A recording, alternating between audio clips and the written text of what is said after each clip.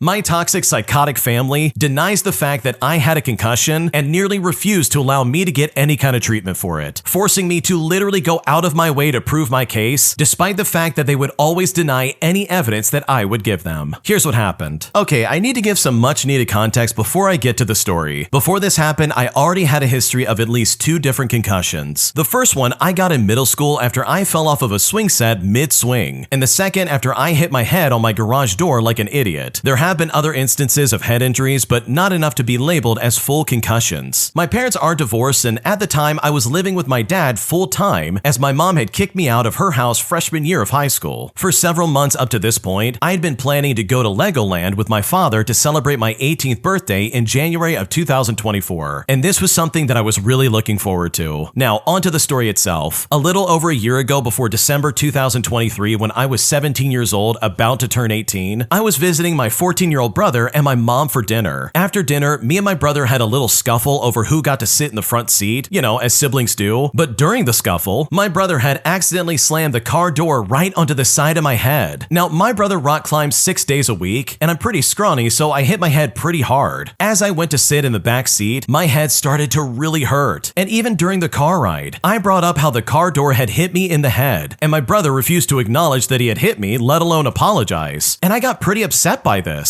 When we made it to my mom's house, I asked her why she didn't do anything about it before I got into my car and drove back to my dad's place. By the time I got there, I was bawling my eyes out. I didn't even fully remember why. I just remember being in pain and telling my dad how my brother had accidentally hit me with a car door and refused to apologize. Now, the details get a little bit fuzzy here, so I don't exactly remember the exact dates of everything. I only vaguely remember going to the doctor's office and getting diagnosed with a concussion. And since this was December, this was right before finals and my birthday. I talked to my school about the concussion, and they were understanding enough to let me freeze my grades and not take any finals. Which, by the way, my grades were all A's and I think 2 B's. They then told me to go home and get some rest, and it was honestly no problem. But it was at this moment that all the BS really started to gear up, as my parents became the monsters that I truly thought they would never become. Now, basically, my mom and dad almost immediately began pressuring me to take the finals so that I can raise my B grades, which were in my hardest classes. I tried to explain to them that I shouldn't be doing that because I need to rest, and if I take the exam while I have a concussion, I might run the risk of doing extremely poorly on them and dropping my grades further. But you know what? They would not listen. My dad told me that I should go to the emergency room if I don't feel well enough to take the finals. They kept pushing me to do things while I was trying to rest, despite how much I tried to emphasize that I need to be recovering. During this, I basically had to miss my 18th birthday because I was literally asleep for 17 whole hours. Now this, along with the fact that it's generally harder to control your emotions after you've had a brain injury, culminated in what I can essentially describe as a mental breakdown. I broke into tears in the middle of the night, unable to control myself, as I sobbed in my bed. I then texted my dad to let him know that I felt like I did need to go to the ER in the morning. He then came into my room and asked me if I was okay. So I told him through tears that my head was really hurting and I didn't know what to do. I told him I probably had to skip the rest of my finals, to which he insisted again that I should take them. I responded by saying that I'm in absolutely no condition to take them. He then said that if I'm not feeling better, then we should cancel my birthday trip, which upset me even more because I was really looking forward to it. He left the room but shortly came back and said he'll take me to the ER. I was still sobbing on the way to the hospital and getting admitted. The nurses suggested I do a CT scan to see if there's any possibility of severe brain damage. Well, they did the CT scan and thankfully nothing came up. They then said that it was most likely a concussion and to take it easy and rest. 2 days later, I went back to school to try and do the last of my finals like my parents had requested. Well, this proved to be a massive mistake, as I almost immediately got the worst headache I've ever had in my entire life. I was head down in between my arms at my desk, feeling like my head was going to explode. I don't remember the exact events, but I eventually tried to make my way to the nurse's office, and on the way there, I vomited into a nearby trash can. This really worried me at the time, because my concussed brain remembered the fact that throwing up can mean a severe concussion, and I assumed that my concussion had somehow gotten worse. So I asked my dad to pick me up from school and asked him to take me to the doctor again. And in hindsight, it probably was not necessary, but as a reminder, I had just had a concussion and I was not getting any rest. I was barely thinking straight at this point. He then said something about asking my sister to take me, so I texted her asking if she could take me instead. Well, she angrily responded by saying that I don't have a concussion and to stop being so dramatic. When I asked what she meant, she said that Dad had told her over lunch yesterday that the CT scan didn't come up with anything, so apparently I didn't have a concussion. But a quick Google search will show you that a concussion doesn't show up on a CT scan to begin with. And even if my memory is a bit blurry, I do remember the nurses telling me that I had a concussion. So I turned to my dad. I asked him what was up with him telling my sister that I didn't have a concussion behind my back. He then said to me, "Well, I think everyone has had enough of this. We just want this to be over with." As if it was my fault that I had the concussion and that I was somehow choosing to prolong it. It had only been like a week, maybe a week and a half at most, and my recommended recovery time was 2 weeks, which had probably been extended because, again, my parents were not letting me get the proper rest I needed. We eventually got to where my sister was, and I had to convince her to please take me to the doctor, all while she was lambasting me for not having a concussion. At the same time, I started getting text messages from my mom, literally doing the same exact thing. She was even saying she was gonna make me pay for the emergency room visit, so I would have to go into debt when I turned 18. When I got to the doctor, they essentially told me that they didn't think the concussion has gotten worse, but me not getting enough rest was worsening the symptoms. They also confirmed that yes, I had a concussion, and yes, they don't show on CT scans. So just to recap, 2 separate doctors and a medical nurse all confirmed that I had a concussion. That is 3 separate medical professionals who all unanimously agreed that it was a concussion. I sent a video of my doctor explaining this to my dad, and he said to me, "You should show that to your mom and sister to see what they think." And at this point, I absolutely lost it. I yelled at him over text that it was his fault that I'm even in this position, and that he needs to take responsibility and admit that he was wrong. He responded by saying, "You seem a bit upset. Why don't you spend the night at your mother's house?" I said there is no way in the world you are going to make me sleep at the same house as my mother and sister, who are accusing me of faking a concussion, and my brother who gave me the concussion to begin with. At this point, I had left the doctors and was beginning to walk on my own to get some food because nobody in my family wanted to pick me up. I made it to a small Mexican place and ordered some lunch while continuously trying to fight the tears. I then had multiple of my family members, both immediate and extended, messaging me and telling me that the concussion was fake and that I needed to return my mother's messages. After I had finished eating, I took an Uber back to school because I didn't know where else to go. I felt so unloved and so unsafe by both of my parents. My head was still hurting and I was barely keeping it together. I just wanted to crawl into a hole and pass away. But this is when my uncle, the only sane person in the family, called me up. I broke down on a call and I told him everything that happened, and he listened and seemed to understand where I was coming from. He didn't accuse me of faking anything, and he just wanted to know if I was safe because my parents started to realize that they didn't know where I was. He suggested that I call my mother, and I said I don't want to because she's just gonna yell at me. He then said that my mother was truly just worried and wanted to know where I am. So I relented and he hung up so that I could call my mom. Well, almost immediately my mom was aggressive towards me, and we spent the past few hours arguing on the phone. I won't go into everything I said, but I will paraphrase a few notable moments. But primarily, once again, she accused me of faking a concussion. And when I told her that the doctors had confirmed that I had one, and that concussions don't show up on CT scans, she said that I must have Googled the symptoms of a concussion and told the doctor about it. So I told her that is insane, because I've literally been having the worst headaches of my life and throwing up. If it's not a concussion, then what is it? She then said, "Well, I don't know, but it can't be a concussion because concussions don't last that long." And also, as a side note, that's not true. I was given a 2-week period to recover and I hadn't even hit that yet. I said, even if it's not a concussion, I'm still in pain, and that needs to be taken seriously. She then said that I had been going around telling people that my brother slammed a car door on my head, but I told her that's exactly what happened. He slammed a car door on my head, like seriously. She then said that it couldn't possibly be the case because there's no way a car door can give someone a concussion. I then told her that 1, I already had 2 concussions and multiple head injuries before, which makes it easier for me to get them in the future, and secondly, I only started getting headaches and feeling pain after he hit my head. I mean, what else could it be? She then complained that I was making her look bad by telling people that my brother slammed a car door on my head, but I clarified that I hadn't even mentioned her to anyone before today, and that I acknowledged to everyone I told that it was an accident from my brother, and I just wanted him to apologize. She then yelled at me about how she's not responsible for my brother's actions, and that she can't make him do anything. The argument continued from there, and at one point she tried to claim that she was a good mother, and that I had been nothing but a problem child, to which I responded by saying, what kind of mother would imply that she's gonna put her barely 18-year-old kid in debt, all because they might have been faking an injury? She made a lot of nasty remarks at me, including claiming that the reason I had trichotillomania, which for reference is pulling your your hair out uncontrollably because of OCD or general anxiety was because I never wanted to change. She finally said that she would still pick me up and take me home because she's a good parent who loves me. But I told her to pound sand and that I'll tell dad where I was, but I genuinely would rather pass away than go to her house. She then begrudgingly agreed after she realized it was getting dark and I was not budging. While I waited for my dad to pick me up, my uncle called and again asked if I was going back home. I then told him yes, but I was going back to my dad's house and not my mom's. He then asked how the call went and I broke down again and I told him everything. He did his best to reassure me until my dad picked me up and we just silently drove home from there. Well, at the end of all of this, I never got a single apology from anybody. Not from my brother for giving me the concussion, not my father, not my sister, and especially not my mother. To this day, over a year later, they still insist that I didn't have a concussion because of that stupid CT scan. And when I got an inner ear infection during November of 2024, they went right back to accusing me of faking it until they realized, oh wait, it's actually real, and then started pretending like it was real the whole time and that they never accused me of ever faking it. I didn't go to the emergency room for it until I literally passed out in front of several people because I was so scared that it would start my family up all over again. I can't even go into a stupid hospital or doctor's office now without being reminded of what happened. And for the awful cherry on top of this crap Sunday, a week later during Christmas, my siblings didn't get me anything after I spent $200 getting presents for them. I hate my entitled family so much, and I'm so glad that I'm in college now because I literally cannot stand these people. Man, this is one heck of a situation because yeah, your family sucks so much. They literally went through every avenue possible to try and gaslight you into saying no, you don't have a concussion, even though you've confirmed with people that yes, you do have a concussion. Like you even have a doctor, a medical doctor on record saying, yeah, this is bad and you need to rest. And it's like, dude, if a video is not going to be enough to convince these people, then I don't know what will. And the worst part about this, and this is the part that would really piss me off, is the fact that they did not apologize for the way they acted. Like they treated you like garbage and now they're just trying to be like, oh, well, that's okay, that never happened. And now as a result, you feel like you can never go to them about anything medical related. Like, my God, they better hope the shoe is not on the other foot because they would absolutely expect this kind of treatment if I was in the original poster shoes. If they came to me and said, man, I'm really sick, I gotta go to the hospital, I would be the first one to tell them that they're faking it and that they don't actually need to go, just to give them some petty taste of their own medicine. Because these people really are the worst people you could possibly live with. And I'm so sorry that the original poster had to go through that. If you like Am I the Jerk, you're probably going to love Am I the Genius. Check it out, link down below in the description. Also, go to AmITheJerk.com/submit if you would like to submit your own stories. My stepmother ruined my childhood, and even to this day, several years later, is making my life incredibly difficult. And at this point, I don't know what to do. Here's what happened. Okay, to start things out, I'm a 24-year-old female, and I am a child of divorce. My biological parents split when I was 4 years old. My mother started dating again when I was 7 years old to a wonderful man, and I love him to death. But my absolute idiot of a father dated several women between the time I was 4 years old and 8 years old. Half of that time he was in and out of my life as it was, but that's not what this is about. This is about his last girlfriend who eventually became his wife prior to his passing. My stepmother, whom I unaffectionately call the jerk, walked into my life after she met my dad while she was in a women's rehab group in my hometown where my dad and his Christian rock band played. I always had an issue with the woman and girls that walked into my life, all because of bullying due to my absolutely insane name that this man gave me as well as his first girlfriend after leaving my mother and mistreating me and my little sister when we were very young. Not to mention that the reason he and my mother divorced was because he was constantly on some kind of substance, so I was very, very aware of what her rehab group was, for which made my skepticism even worse. She showed up one day when I was 8.5 years old. I remember because it was summer and my birthday was in January, and it was my dad's week as they had 50-50 custody, and my dad was going to take me and my sister to our uncle's house to go swimming, but we were waiting for my future stepmother instead. It was on that day that my dad told me and my sister that they were dating and had been for 3 months without saying anything to us. For minor context, my dad screamed at my mom for not telling her that she was dating someone, so there really were issues in that for me. I distinctly remember looking at my dad, then back at this new girlfriend, then back at my dad and her again, until I pointed at her and told my dad that she's going to do something bad. And this was the beginning of our dynamic. Fast forward to not only my dad getting married to this woman, but me being used by her as a test subject for her psychology degree, which by the way, she never even finished it. I was 11 years old at the time and playing in my bedroom with my sister and my cousin as we were waiting for lunch after church on Super Bowl Bowl Sunday in 2012. My sister and cousin were on the computer that was in my room because we didn't have enough TVs. They were playing Movie Star Planet, which was all the rage at the time, and they were using the camera feature. Well, when the flash went off, I started to feel funny to say the least. So much so that I started seeing red dots everywhere. I told the two of them, and my cousin made the joke that I was about to have a seizure, and much to my surprise, he was right. Now, this next part I don't have much memory of, other than stories from my sister, cousin, and dad telling me after I came to. Apparently, the two of them ran downstairs to get a drink, leaving me on the bed until my dad came upstairs to get me for lunch. Apparently, I was having a full-on seizure out of nowhere, and my dad did everything he could think of to keep me from hurting myself while calling 911. I remember waking up a little bit in the ambulance, with my dad telling me that I was okay and that I should go back to sleep, which I did. Next I knew, I heard noises, and one of those being someone saying "Touchdown Patriots" and my dad cheering. The first thing I said after waking up was asking if he was watching the Super Bowl without me, and that's when the room exploded. It was the first time since I was very young that my mom and dad were in the same room and not screaming at each other. I remember looking around after my eyes adjusted to see I was in a white room, a hospital room still in my church dress that I was going to change out of after lunch and before the game. My mom and dad called the doctor back in to check on me, and I was scheduled for so many different appointments after that, including a sudden re-entry to the hospital because we found out I was allergic to the seizure medicine that they gave me while I was unconscious. This part was told to me years later by my mother when I was about 17 years old. Apparently, while I was passed out and getting tests done, my stepmother, instead of checking on me, called our pastor to pray over me. Now please, don't get me wrong, he was a very good man, but now I have nothing to do with the Christian faith because of my stepmother and my dad. But because it was a smaller hospital, and this scenario involved a child, it was only direct family allowed inside the room with me. Well, my stepmother then told the hospital staff that she was my biological mother. When my real mom showed up, the pastor who was outside the room told her that it was family only, and when she told him that she was my mother, thankfully one of the nurses that showed up was a friend of my mom's, and she was let in while my stepmom was kicked out. From what I was told, my stepmother got yelled at by our pastor for lying to him about my mother not having anything to do with me or my sister, when in fact she was very involved in our lives. I mean, I was even supposed to go to her house that day after she got off work, which was conveniently right after the Super Bowl. Anyways, after I was released from the hospital and my mom took me home to her house, everything was okay. I was off school for a week because the seizure came out of nowhere, and my primary wanted to have me come in every other day for checkups just in case. But things changed, however, when I went back to my dad's house. I had gotten off school after my first day back, and while I'm doing my chores, which was washing dishes that day, my stepmother came into the kitchen while my dad was in the bedroom playing World of Warcraft and told me that it was all my fault that the church is mad at her and that she hated me for it. And again, I'm 11 years old, and this 28-year-old woman is blaming me for her getting in trouble with a man that she lied to. Not to mention that she and my dad would tell me anytime I was sick after the seizure that it was all in my head, or that I was overreacting, and that my pain can't be at the hospital level. My dad was a Navy veteran, so he always used that line whenever I was hurting, not realizing that medication I'd been taking for years made my pain tolerance severely low. And ironically though, they were sort of right, which is explained further below. Ever since that day, we absolutely despised each other to the point that no matter what I did, I was getting Bible thumped, even going as far as to make me late for an assignment for my freshman English class in high school because I made the mistake of claiming Greek mythology made more sense to me than the Bible. She even got so insecure about my blatant hatred of her that she asked me to show her my messages between me and my counselor that I was assigned because I acted on some very dark thoughts, if you know what I mean. I was 14 years old at the time, and even I, someone who at the time was studying forensic science and had an unhealthy obsession with criminal minds and law and order, knew straight away that was illegal and told my counselor about it at our next session, and that nonsense got shut down very fast. Thankfully, she's been mostly out of my life ever since I was 17, when my father passed away because of an overdose and withdrawal that induced a heart attack. Apparently, she and my father had been doing substances again and subjecting me and my sister to the fumes, which made me violently ill for several months, and we didn't know why until Dad passed away. The last time I saw her was 6 months after he passed away when I turned 18, and I got the one thing of my dad's that I wanted, which was a 12-string electric guitar. However, that wasn't the last time she tried to make contact with me. Recently, while I was in college, already stressed out because of more health issues that stem from the seizure incident coming up and the sudden passing of one of my dad's 4 sons, my stepmother started to spam my Facebook Messenger asking how I was doing, if school was going good, and all this other crap, only to yell at me for coming out as a demi-girl, which is semi-non-binary that leans towards the feminine side. I was using they, them at the time, and she called me an abomination, which was strange because I didn't tell her or anyone else about this outside of my college friends, who were, by the way, on the other side of the country from where she was back in my home state. Apparently, one of my brothers who still has contact with her for some reason told her about me asking to be called sibling on our brother's obituary, thinking I still talked to this woman like my sister did occasionally. He was fully aware I hated her with a burning passion, but not exactly why. I'm not really close with any of my brothers for various reasons, but that's besides the point. My stepmother was tormenting me over the phone while I was studying for finals before returning home to get medical tests done. Well, I come to find out that I have epilepsy, autism, and a vein malformation in my brain that nobody cared to check after my seizure because the neurologist I saw in my home state at the time was an idiot and claimed that I had seizures due to low blood sugar, which I come to find out is a massive side effect of the epilepsy and the malformation. I do have a blood sugar issue, but when I have a seizure, it gets dangerously low, and this is due to a plethora of other reasons related to my hormones and chemical makeup in my body. Well, I now have to go to the capital of my home state after dropping out of college because of insurance issues and have a consultation with a neurosurgeon to see if they're going to put me through radiation or just cut the malformation out of my brain. I went to Facebook in order to warn anybody on either side of the family since my epilepsy was genetic, and I'm the first to have it on either side, as well as update my cousins who I still have contact with in that part of the state if they wanted to visit. Well, my stepmother then actually commented and said I should go see her instead, and when she did this, I nearly screamed. I was so mad that she was still acting all lovey-dovey to me, but thankfully my boyfriend was able to calm me down enough so that I would not do something stupid, and commented himself that if any of my family wanted to stay in contact with me, they will keep this stepmother away from any information on my location and life. So far, only my uncle, my dad's last living sibling, and his sons are the only ones who still keep regular contact with me or my sister from my dad's side. I have my fingers crossed that the situation gets better before I lose my whole mind, but I have a feeling she won't come anywhere near me or our hometown because of how many bridges she has burned here by hurting me and my sister. She's been ruining my life on and off ever since I was a kid, and I hope with this I can finally have some peace away from her while I deal with everything that's going on in my life. Wow, I am so sorry for all that you've dealt with when it comes to your stepmom, because seriously, she sounds incredibly toxic, especially when she tried to claim to be your actual mother, like your biological mother, only to then be like called out in front of everybody. So truly, I hope everything gets better in your life, and hopefully all this gets worked out, because you definitely deserve to live a happy life far away from your stepmom. An entitled Karen demands that we let her walk through a fatal crime scene. Things got incredibly tense when she refused to move and demanded that we moved instead. Here's what happened. So it was around 11 o'clock p.m. on a Saturday night, and I'm sitting at home just getting ready to go to bed. I am an on-call tow truck operator and figure I'll be going out early the next morning. Right as my head hit the pillow, my two-way radio alerted me, and someone on the other side asked me if I was still awake. They said that they've got one car accident in the next town over, and that the police department wants it expedited. After a roughly 20-minute drive, I'm headed out of this small town looking for the accident, and that's when I see it. The coroner and forensic vans parked in the road amongst a dozen squad cars. And it was at that moment that I knew that this was going to be very dark. I will spare you the details, but some people were involved that were definitely under the influence and driving at the same time. A lot of injury and a lot of ruin, especially when it came to the car. So after I surveyed the scene, I set up my truck and I got to work coordinating with the people on the site to remove the vehicle from the ditch, as well as to preserve as much evidence as possible. And it was no sooner when I finally got things hooked up and was about to use my truck to get things going that I hear frantic beeping of a car horn. I turn around and directly behind me is a woman who looks to be in her early 40s, who is now just holding the horn down, letting it blare non-stop as she is just yelling out of her window. But I ignore her. I turn around and I go back to my job. And I'm just wondering how this entitled Karen had gotten past the police roadblock that was roughly a third of a mile up the road at the nearest intersection just to try and keep traffic like this out of the area. As I'm slowly maneuvering this 8,000-pound vehicle from the road onto its side, the honking stops. Maybe 8 seconds later, I feel a hand grab my shoulder and attempt to spin me around. As a side note, I'm 6'3" and I'm 280 pounds. So there's absolutely no way this 40-something-year-old woman, who is maybe 5'4" in total, is ever achieving the goal of turning me around. I let out a sigh as I stopped what I'm doing and looked to the sky with my eyes, asking every God I can think of for the strength to not go off on this lady. I turn around and I look at this lady and I say, "Ma'am, the road is closed. You need to leave." The Karen cuts me off before I could go any further, and she says, "I don't care what you have to say.